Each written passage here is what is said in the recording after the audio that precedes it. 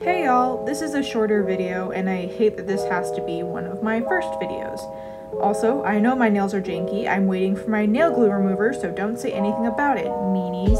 You might be thinking to yourself, why are you painting your x-ray? What's so special about it? Well, here is a normal, healthy adult female hip bone. See how it's all nice and pretty and all the pieces cohesively fit together? Yeah, okay, well here's what my hip looks like.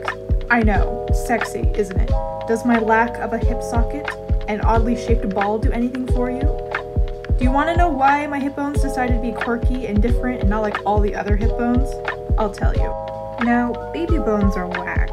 They're basically jelly and they have so many bones. And while they're growing, it's up to the adults to make sure everything grows correctly. You fix the posture, go to checkups, and do all the things that you're supposed to. A lot of babies develop hip dysplasia and it's usually corrected while they're still a kid.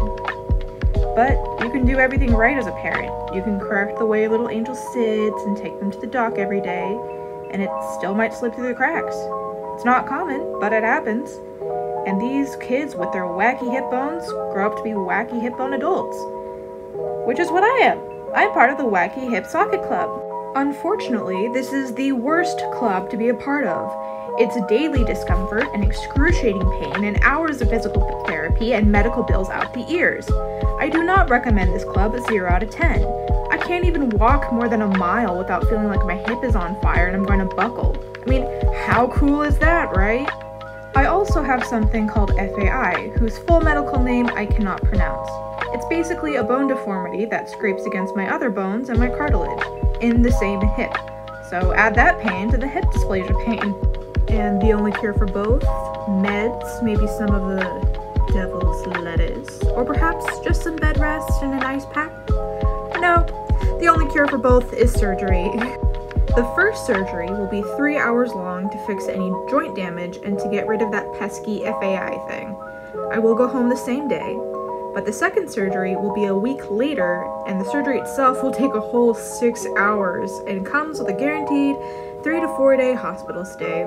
After that, it's off to home where I won't be able to even go to the bathroom by myself for a good 2 weeks or able to do much at all.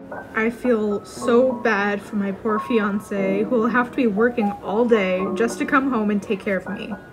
But I'll be on crutches for months or for a year and I'll have physical therapy for just as long. Then a few months down the line, I'll have another surgery to remove the pins that they put in my hip. If the bone deformity has done enough damage to my leg, they'll have to do another surgery to fix that. But I won't know if I need it until I'm open on the operating table. Pretty snazzy, right? Do people still say snazzy? Guess I'm not up to date on any of the hip lingo these days. So that's 3 guaranteed surgeries, a potential 4th, months to years of physical therapy, not being able to work or walk or even put on pants in by myself, and not being able to do much of anything other than being in pain. Not to mention having to deal with medical bills, medication bills, physical therapy bills, having to deal with rent, having to deal with buying groceries and Wi-Fi and utilities and just paying to be a living human, but I can't. I've never had anything other than some mild dental work done before, and my few instances where I needed medical attention were wrapped up in a few hours. This is new, it's scary, and I'm out of my mind terrified, no joke. And I don't have a year to prep for this. It's happening this fall. I'm scared, and it's a lot.